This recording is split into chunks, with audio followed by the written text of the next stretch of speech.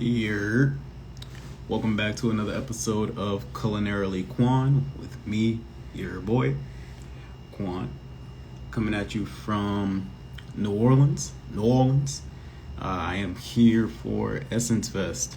My day is tomorrow, Food and Wine Festival from 3:30 to 4:30, but that's not what we're here to talk about. This is episode 2 of the Culinarily Kwan saga. The series that we talk about nostalgic foods, current food favorites, culinary beginnings, and future plans with other foodies and culinary professionals in this industry. Give me 1 second. So, absolutely everything tomorrow will be recorded. I'm definitely going to try to make a TikTok for it. It is what it is. But that's not what we're here for. We're here for the second episode. I need y'all to humor me for real. Like, I left my little plug-in port back in North Carolina, so right now we're rocking with the empty microphone. So we are gonna bring on our guest, and we're gonna get right into it.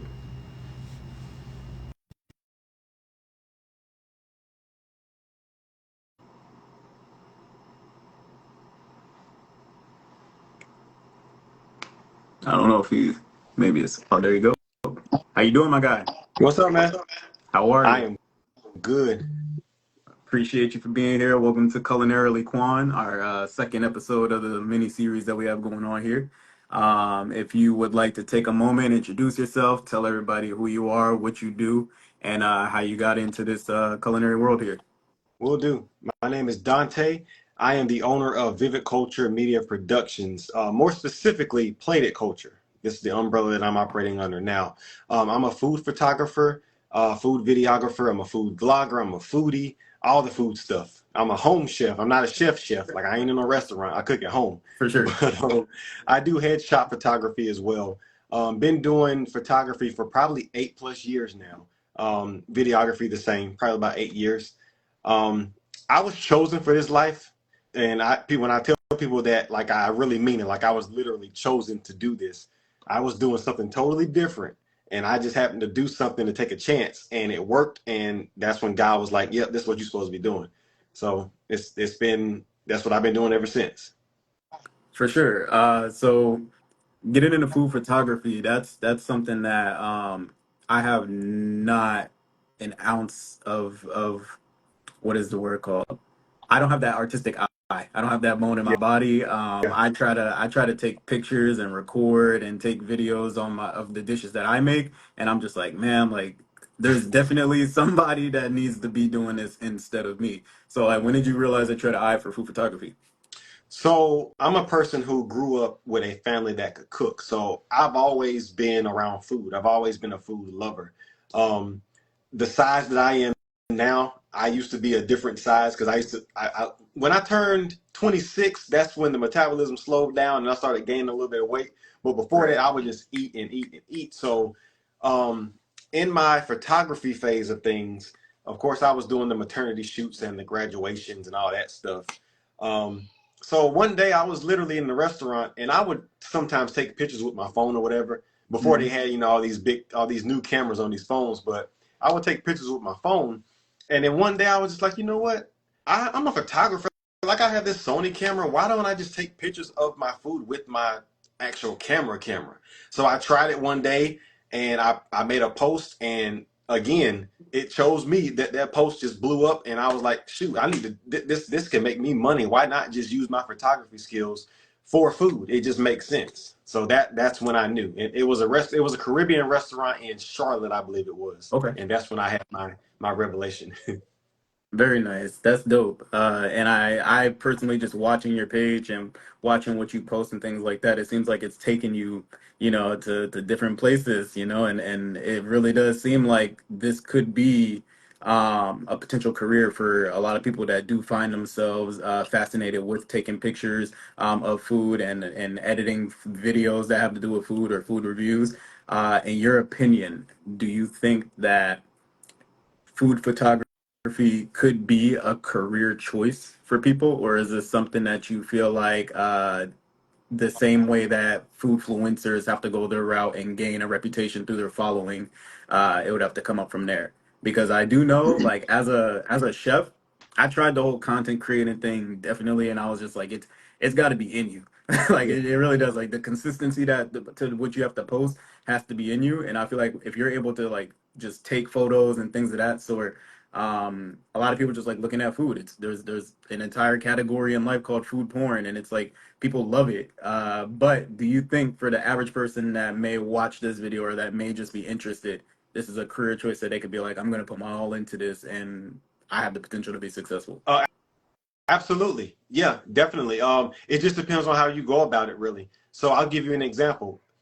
Some people like you have a lot of, and not to down anybody, Hmm. but you have a lot of foodies who, a lot of people look the same, and that's where my answer is absolutely because it's how you stand out. It's how you look different from everybody else. You can go to Raleigh and Charlotte and see hundreds and hundreds of foodies taking pictures of with their phones, and everybody's posting food Right. pictures.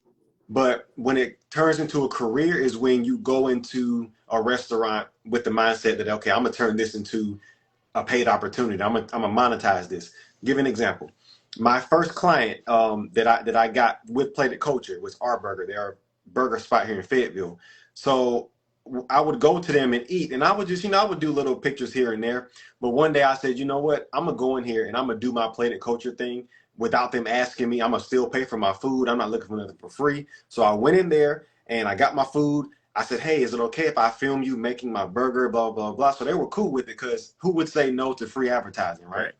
And of course, if you already have something built, if you already have a portfolio, you show them what you do. Hey, this is what I do. And if it looks good, they're going to want to do it. So I went in there, I filmed them making my burger. I took some pictures and stuff. And when I put that thing together and I posted it, I'd say about, and the post did really well, of course. But I went to them probably 2 weeks after that, and I said, "Hey, I would love to have a meeting with the owner." We sat down, we talked, and they were like, we love your stuff. We would love to have you on. So that became my first client. So every month I go in there, and I once or twice a week I go in there and create content for their social media page.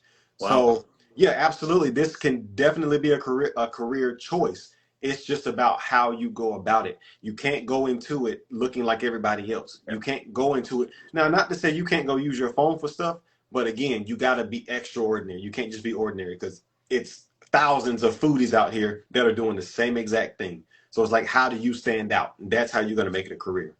Absolutely. And just speaking on that, like not too long ago, you did a shoot at a gas station with gas station food. And I was like, yo, like I just being able to turn gas station food into something that looks Yeah. for lack of better words, like edible or something. I was like, oh shoot, like, if I was driving and I passed it, I'd be like, well, let me see what it's hitting like because I saw what the food was looking like. It's Yeah. one of those things. Like, and it's not like a regular commercial where it's like, come try our hot dogs and mac and cheese. Da da da. I ain't trying no gas station mac and cheese, bro. But Right. it did look good. Like you took the photos of the mac and cheese. You took photos of the meal. Was it mac and Yeah. cheese? That was mac and Yeah. cheese. Yeah. So you took the photos of it and you made it look like something that I was like, man, like if I went in Rome, like I Yeah. definitely would have. I definitely would have. And like you said, you have to have the eye for it. That's the other thing. If you're going to Right. make this a career, you gotta have the eye for it. Because again, who would, like you said, who would walk in a gas station and be like, "Oh, I want to get me some hamburger steak and gravy from the gas station"? It's like no, Right. because the first thing I learned about food photography is people eat with their eyes first. Mm-hmm. What's the first thing we do whenever we're out of town somewhere and somebody's like, "Hey, go try Michael's restaurant or something"? We go to Google or we go see if they Absolutely. have an Instagram or a Facebook page so we can see pictures, For right? sure. So it's like go people eat with their eyes first. So the thing that I do, and I'm hoping I'm not letting out too many secrets, but the thing that I do when I have a restaurant or a place that I see or somebody tells me about, I'll go and get the food to go and I'll take it home and go in my garage because I have a little small studio set up in my garage. Right. I will take it. That's where I took the gas station pictures. I'll take the food home, and I'll plate it and I'll set it up and I'll snap some pictures of the food because there was another spot in that same town called Pauline's Place, and they're like the fried shrimp and the chicken and all that stuff. Because I've been going since I was a kid, so I'll go there and I'll order a bunch of food, take it home, snap pictures, and I think that post alone got like over 200 something shares. I didn't expect it to do Wow. that, but again, people eat with their eyes, and people who have been going to these places for years get the same food, trying food. They're telling people to go here. When they see these kind of pictures, it's like, oh shoot, I didn't know that this place was serving food that looked like that. So again, it's about feeding people first with their eyes, because people look that's how you grow business. A lot of times people wait on restaurants to message them or email them, or hey, we Right. want to pay you. A lot of time, this is how you know this is your passion, if you do it without expecting payment from it.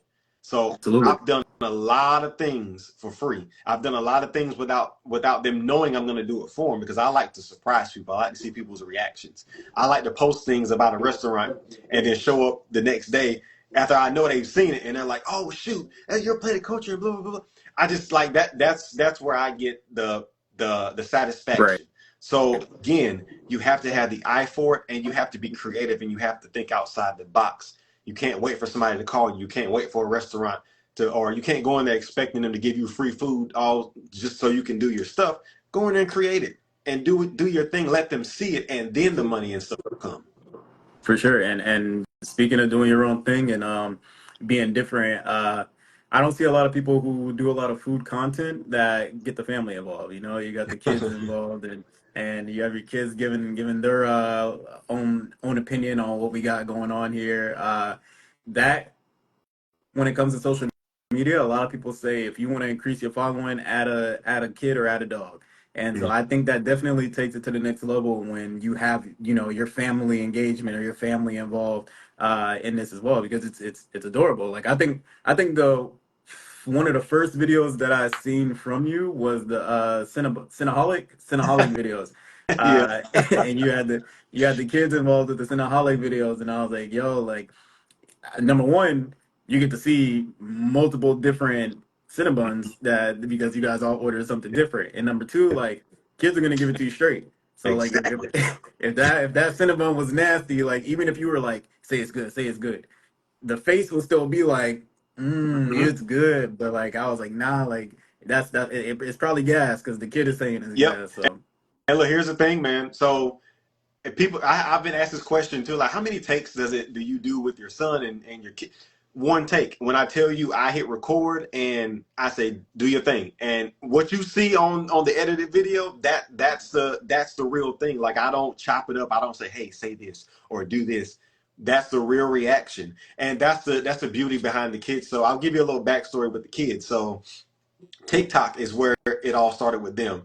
mhm. December 2022 is I posted a video of my daughter when she was 1 year old, and she rolled her eyes at me in the kitchen when I told her, I forgot what I told her, but she rolled her eyes at me. So I posted that video at like 2 p.m. on a Sunday, and I looked at the video 20 minutes later, and it was already at like 300,000 views on TikTok. And I Wow. was like, oh shit, like that was my first time going viral on any social media platform. Mhm. So that's where it started. And ever since then, people want to see the kids. Now, of course, I still keep that, I still keep that privacy. I don't post everything because, I'm not trying Right. to be one of those people that's just posting our whole lives and stuff. The stuff you see me post, that's just moments that happen. Hmm. But that's where it started. So again, me trying to be creative and me thinking, how can I take play the culture to the next level? My kids I started their Instagram page in 2023, I believe. December 2023, I started their Instagram page. In 4 months, they were already at like 10,000 followers, Wow. more followers than I have. And I'm like, how in the world? I wanted to switch pages. Like, let me take y'all page and I'll give y'all my page. But Right. so next level thinking, it's like, okay, well, why not involve the kids in the food? Because guess what? I cook at home. They're always acting silly and reacting to our food when we cook at home. So why not put it on camera? Why not bring my son with me? Because he has a huge personality, as you can see on camera. So Right. again, it's about being creative and thinking outside the box and just trying to involve every aspect and trying to stand out from everybody else that's doing the same thing. Okay. So speaking on going viral, I'm sure you haven't heard because you're North Carolina, but I went viral in the state of Louisiana at one point. It was a lot of hate, but viral is viral. So I made a version of Tiana's gumbo from Princess and the Frog Mm, for TikTok. Wasn't even like literally wasn't even my recipe. I got it from Disney and I was like, oh, I got this. Looks like it will be delicious. So I made it, and I think after about a day or so, it was at like 70 or 80K views. And when I logged on, you know, TikTok shows you like how like people followed you and then people commented and liked or whatever. So I was like, dang, like I got all these all these comments on this video. Like you know, we up now, like we moving. Yeah. And so I go to the comments and everybody's like, what is this? Like, there's no tomatoes in gumbo. There's no da da da in gumbo. There's no this in gumbo. I'm from Louisiana. My daddy told me that if this was gumbo, then we're not Cajun. And I'm like, all right, bro. Like, that's cool, bro. Like, and so everybody was on my neck about this gumbo, and I was like, yo, like, they always say when you start being successful, like and getting views and attention, you're gonna get the bad with the good. Heck And yeah. so I say all that to say that took me out the game for like a year. I was like, oh, I'm good on this. And then like earlier this year, I was like, you know what? Let me get back into trying to do the whole content creating thing again. But you know, with doing your videos and adding your family and your kids and things like that, how would you say coping with negative, you know, reviews? Because I'm sure there's some people that saw your gas station photo shoot and they were like, well, that's still gas station food. Like at the end of the day, da da Mhm. da. Or people, because sometimes people just want to say something just to be in the outlier. Everybody else is like, that looks great, that looks great. There's gonna always be that one person that's like, nah, like I seen better, or this is still nasty, and or Yeah. whatever. So the way I deal with that, so who I am right now, and I know you've seen the pictures of my transformation and all that stuff. Hmm. So I'm very tapped in spiritually now. So I handle things differently than I used to handle it. So now when things like that happen, because the Pauline's Place post, that one actually, my sister-in-law sent me a screenshot and she was like, that's why I can't stand these Robertson County people because they always got something bad to say. I didn't know anybody shared it and they said something bad about Pauline's Place. They were saying the food was terrible and he called St. Paul's the big city and all this stuff. I used to live in St. Paul, so like, chill out. But anyway, so when I seen it, I said, oh, okay, because in my mind, that's just another share. And that person sharing it, other negative people are gonna see their posts and they're gonna hop on. Guess what? The algorithm is loving me now because people are Yes, sir. sharing my posts. Good Absolutely. or bad, it doesn't matter. The way I handle it, because I've even gotten negative posts on my kids, some of my kids' videos. There was one in particular where that went super, I think like 15 million views. It was Christmas time and my son had the frisbee shoes and my daughter hit him and something and then she kissed him after that. But it was a couple of people commenting saying, oh, you need to stop that because she don't need to be hitting him and that's going to turn into blah, blah, blah, blah. So a lot of times I'll just delete it because it's like, it's social media. Who cares? I'll just delete it. Sometimes I have time and I'll just Yeah, respond that's back. what I was gonna say. Like I be trolling. Like I'm not gonna hold you. Like when people were commenting on that gumbo video, Yeah. I think right now it's probably like 90K views and like it's got a bunch of comments, but like half of the comments are me. Yeah. Like just, you know, like it is what Yeah. it is. And so it's crazy too because it's like somebody told me they were like looks good, but that's a stew you'll never make it in New Orleans. And it's like I'm at, you know, no shade and all that. I'm at Essence, you feel me? Like Yeah. I'm in New Orleans. Like I'm here right now. Like, you know, so Yeah. and I'm gonna try some gumbo tomorrow and record it and it's gonna be nasty, but it's probably gonna be good. Right. So but So it is so what it there is. so there was somebody said what's the gas? Yeah, It's called Joey's Place, and Joey's place. it's across the street from Piggly Wiggly. If you know the area, that you know where it is. It's called Joey's Place. But there was a restaurant in Fayetteville a couple of years ago called Bourbon Orleans. Hmm. They didn't stay open long, so of course I seen it. I was like, oh shoot, I'm gonna go in there. I've never been to New Orleans. I've never had authentic New Orleans Right. food. So I went up in there and I did my video thing, did my pictures, I posted about it. And that's why I laugh when you say, here comes all the New Orleans nights and, oh, that's Right. not real. That's not this and that. They were trying to get the owner like evicted because they're like, oh, that's not authentic and stuff like that. And I'm just thinking to myself, I don't know if it's authentic or not. I just know the food tasted good and Right. I posted about it. It's toxicity. It's Yeah, it's toxicity like, at its fun. Like, don't let somebody open a New York bagel shop in Fayetteville, bro. Like, right. if they're gonna, this ain't no bacon, egg, and cheese, bro. You need to leave. Like, it's sick. Like this ain't New York pizza. This ain't new, bruh. If it tastes good, it just tastes good. Who cares? Like who cares? Yeah. Just chill out and just let my thing. Because we were raised. If you don't have nothing good to say, don't say nothing at all. Right. And I live by that philosophy. Because again, people always ask me, everything you have can't be good because I don't post the bad stuff. I only post the good experiences. I've had plenty of bad Right. experiences, but you never gonna hear about it.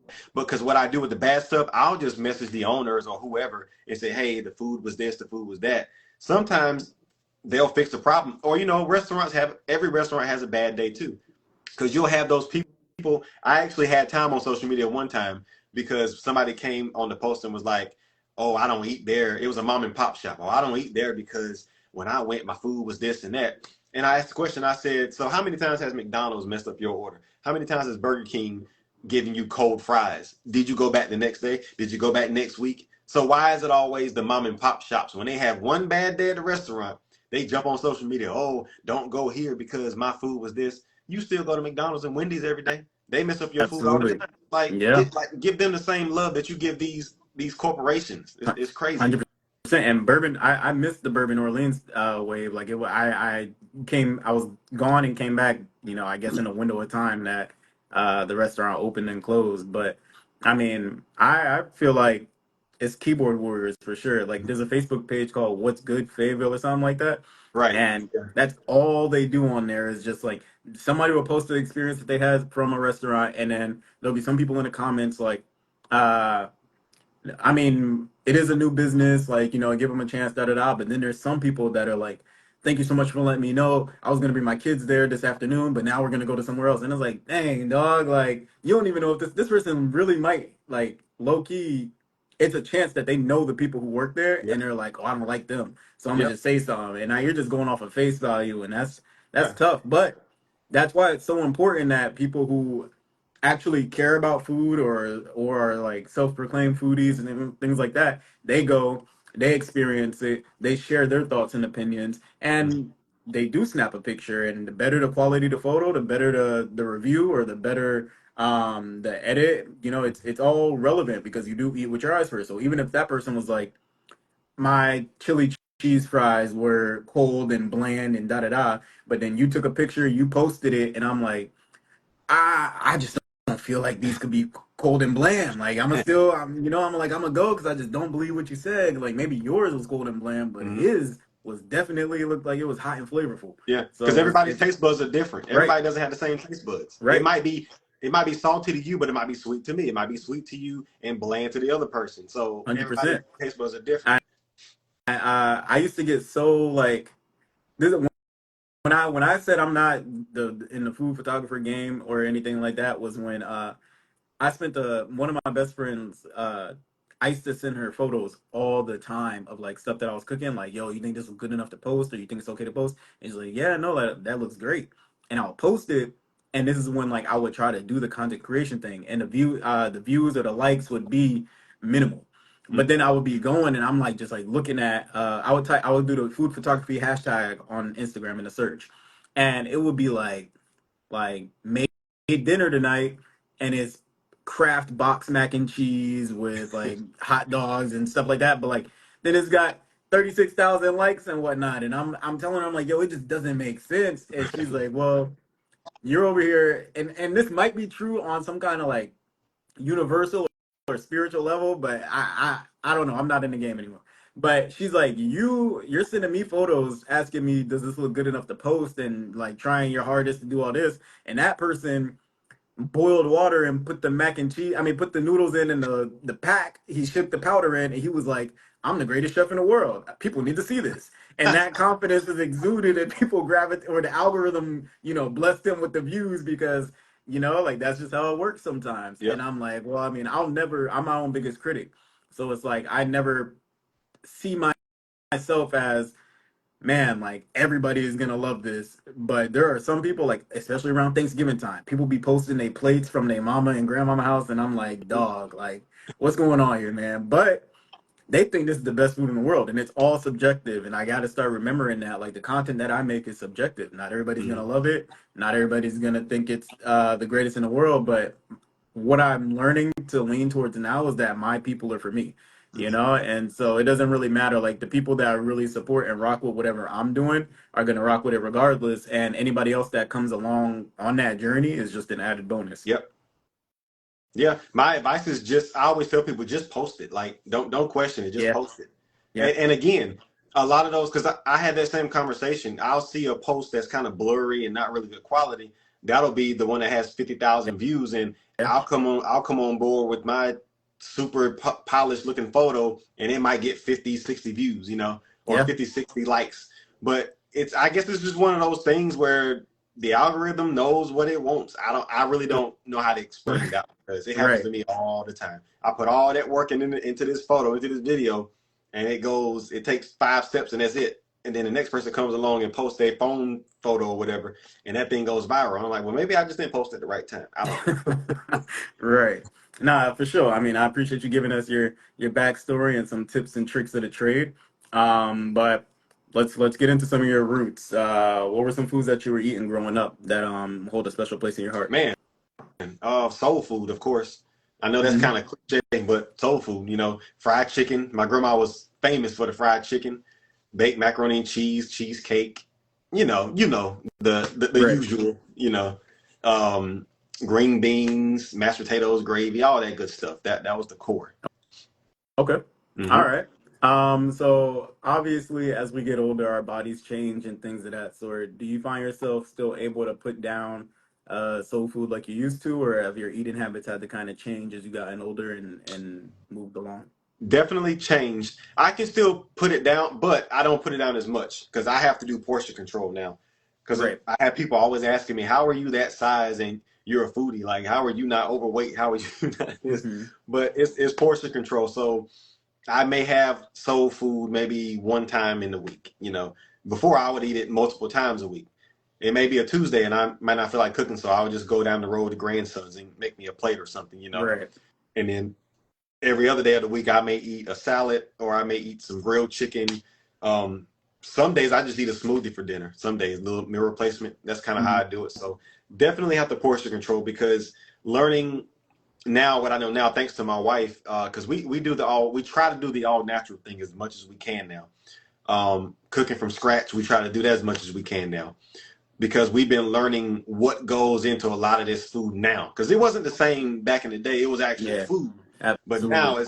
now it's just a bunch of lab grown stuff. So we really have been taking a lot better care of our bodies and taking better care of what we've been putting in our bodies. So I stay away from the soul food a little bit. Sometimes I may have the itch because I'll get in the kitchen and fry my own chicken and make my own Right. baked macaroni and cheese. Right. Sometimes some potato salad. I love potato salad. I try to mimic my grandma's, and I think I did. But I'll do that every now and then. But really got to hold back because there's a lot of bad stuff in food nowadays. Right. Okay. So those earlier experiences with food, getting into soul food at an early age through your mother and your grandmother and things of that sort. Do you think that shaped your relationship with food overall? Yeah, definitely. Because I would sit there in my grandma's house and just watch her cook. Like that's what all of my cousins would do. We would just sit there because again, my mama, my aunts, my grandma, my aunt, everybody cooked, grill master, all that stuff. So we would sit Right. and just watch them cook. Waking up on Saturday in grandma's house smelling bacon in the morning, like all of that shaped my love for food because it's like, oh man, and then watching how they, because my grandma still has her old pot that she fries. She still fries her chicken in that same pot. So just watching her technique and how she breads it and how she puts it in and how long it takes to fry, even how she takes it out and sits it on a paper towel instead of sitting on something. It's watching the technique. So that really Right. shaped my love for food. For sure. Now, and I love that because like we're definitely losing recipes. Yeah. People do not be trying to cook anymore. Everybody wants to either do the meal service like the DoorDash and Yeah. all that stuff, or um, everything is just super convenient now. It's really easy to get food made for you. Yeah. So just seeing those things like um, I don't really see a point in buying a. I get it, but buying a rack to set your chicken on, like a drip rack, Mm-hmm. to so when you pull it out the grease, it can just drip, and that way it'll clear that way. Because I've only seen it, like my whole life as well with the paper towels, Right. or I have an aunt when she fries chicken, she throw it on the Right. newspaper. And it's one of those things like, dang, bro, why would I spend $6 on a rack when paper towels is $2 or newspaper is free? Like I don't need, that's what I want to add my chicken to. But I Yeah. do get it. Yeah, Um, and then too, it's again, I'm speaking for myself, and I know you feel the same.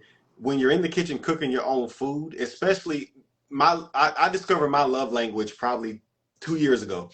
My love language is cooking for my family Hmm. because it's just a certain feeling that I can't really explain it. But when you're in the kitchen and you're cooking for your family or you're cooking for somebody, you just get this certain vibe. Like I always play WWE wrestling when I'm cooking. That's just my thing. Hmm.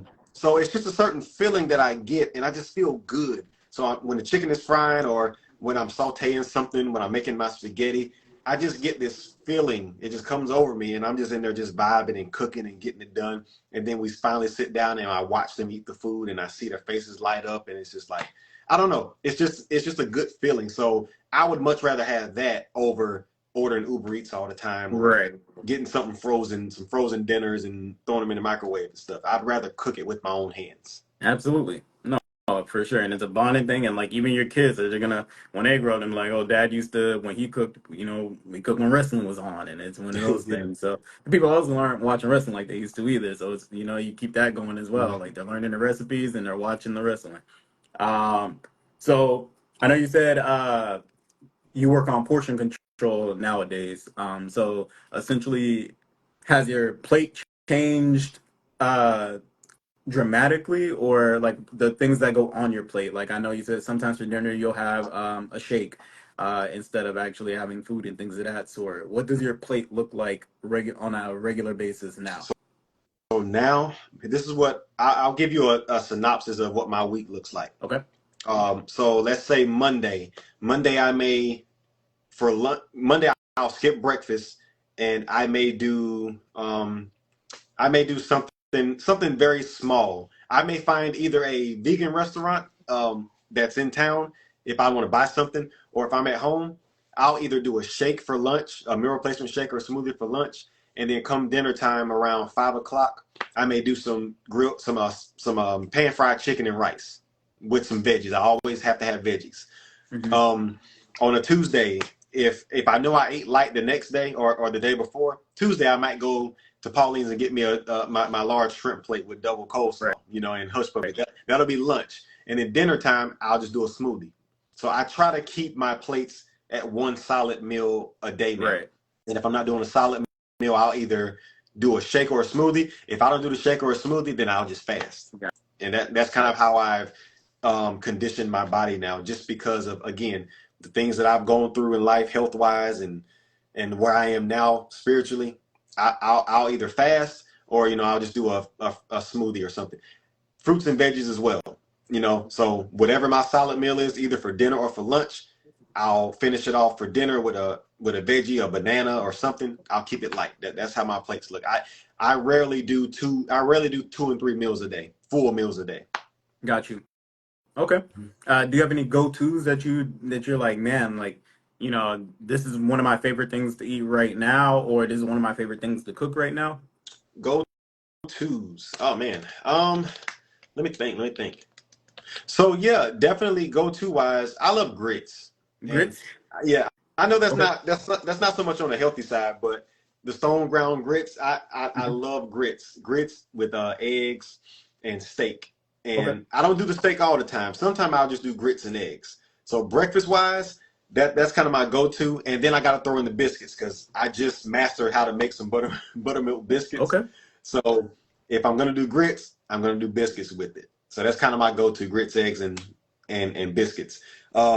Lunch, dinner wise, chicken. I love putting the whole chicken in the oven. That's really my go-to meal Right. because I love to season it up, stuff it with some lemon and some butter. We got some fresh herbs in the kitchen and stuff, and I'll throw those in there. So I'll just roast the chicken, put some white rice in the pan, put some turmeric in it, some garlic powder, onion powder, seasoned sticky rice, and that's kind of my go-to for lunch and dinner too. Yeah, Okay. No, I love that. I keep it simple. Got you. Okay. No, that's fair. Um, where are we where are we looking at towards the future? What's going on in the next 12 to 18 months with plated culture? Mm. So where we are with that is you're about to start seeing some new content. And what you're about to start seeing is our scratch made journey. Like I said, the wife has been she's been the huge part of getting me, because I would have never, you would have never convinced me this time last year that I would go in the kitchen instead of buying my log cabin syrup. I'm gonna go in the kitchen and make my own syrup from scratch so we can eat pancakes. Right. Like, you would have never convinced me that I'm gonna be doing none of that. Like, I'm in there making caramel sauce. I'm making my spaghetti noodles from scratch, and I'm like, oh my god. So that's what you're gonna start seeing going forward. You're gonna start seeing our scratch made recipes. You're gonna see me making certain things from scratch instead of just going to the store and buying everything that's already made and already done for you. You're gonna see a lot of scratch. You're gonna see a lot of us, a lot of our journeys to the farmers market. We probably once or twice a week we go to the state farmers market in Raleigh, and we go there to buy all of our veggies and our fruits. We are a part of this herd share thing. It's a guy in Cedar Grove where he has the farm. He has the cows and everything. So we get our fresh milk and our eggs and our butter and buttermilk. We get all that from there. So we pay a monthly price. And every week I ride to Chapel Hill every week, 6 o'clock in the morning, and go pick up the milk and the eggs and the butter. So we can, because again, we're trying to cut down the grocery store runs as much as we can. Right. Yeah. So that's what you're going to start seeing with Planet Culture, that journey. You're still going to see the regular content. I'm still going to be going to restaurants. You're going to see a lot more plant-based restaurants, but you're still going to see some of the regular ones. I'm going to have a balance of both, but it's definitely going to be newer content with the scratch made and the farm life and all that stuff.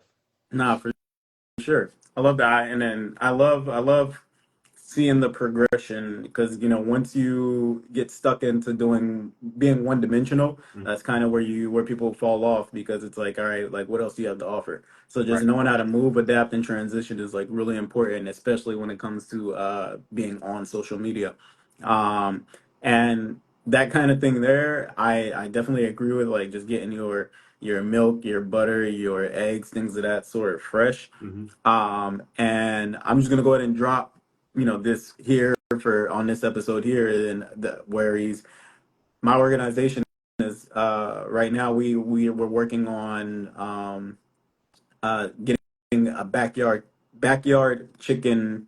Uh, what's it called? It's a backyard chicken. It's like a stationary thing. So we're looking at a plot of land at the moment, and Mm-hmm. that land is going to be sectioned off for the community garden, and then we're going to have a section as well for free range chickens.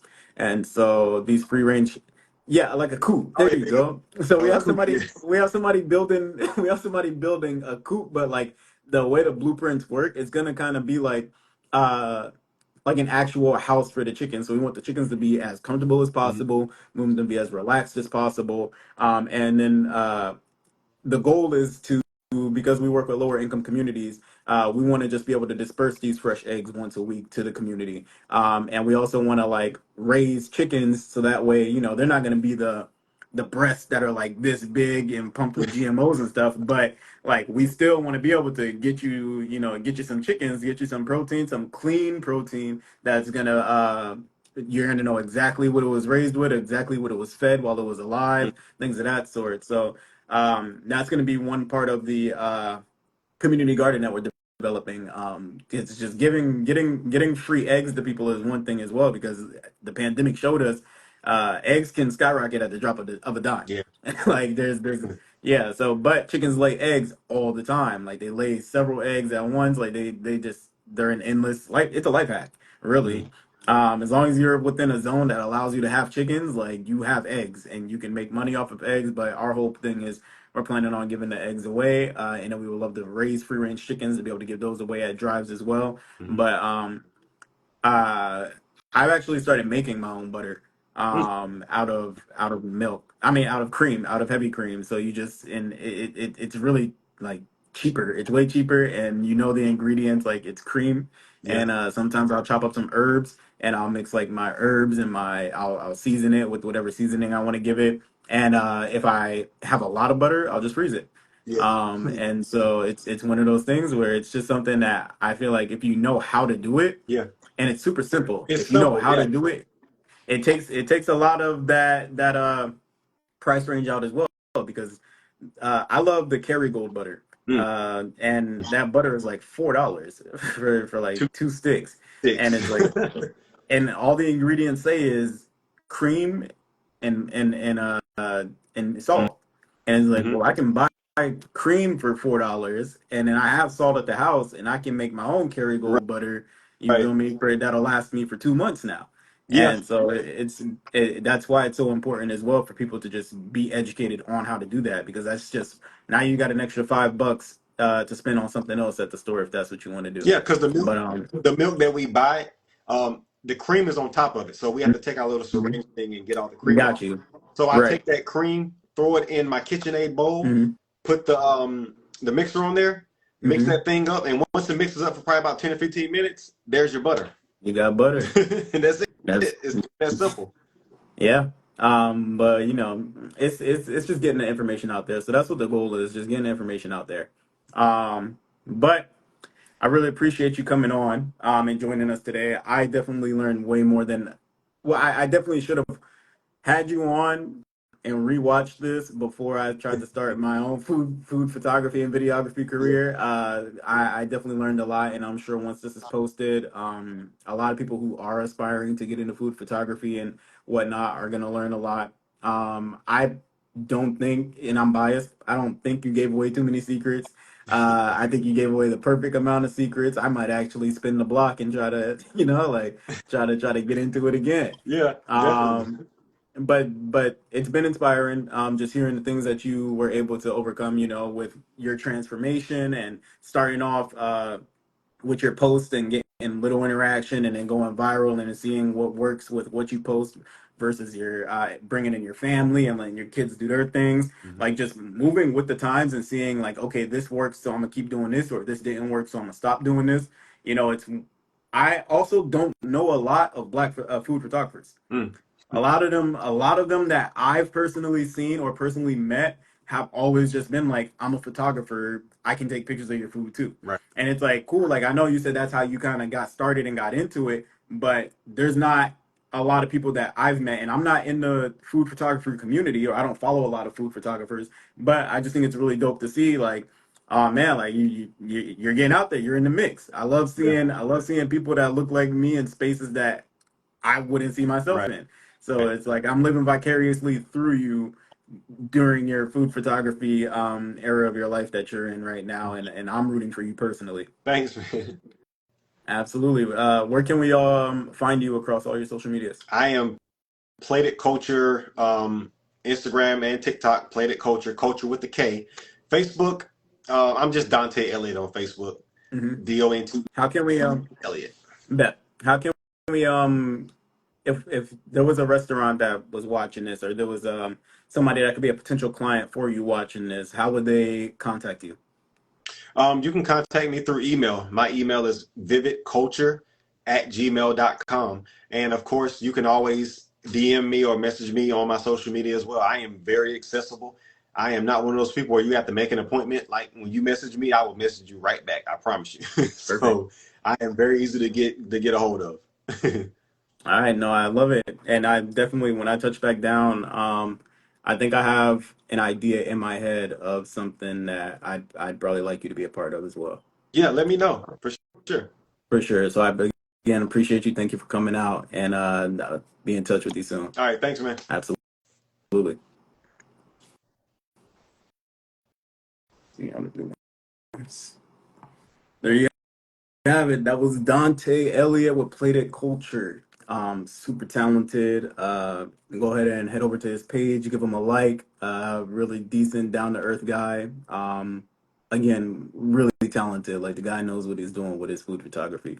I'm a fan. I definitely don't follow pages that I'm not a fan of what they cook. Like I was saying earlier, there's a lot of people that will post like the Kraft mac and cheese and microwaved turkey breast or whatever. And I'm just like, I mean, cool, good for you. I'm glad you got the likes. I never knock anybody's hustle, but it's just not something that I want to see on my timeline. But Dante's really, really good at what he does.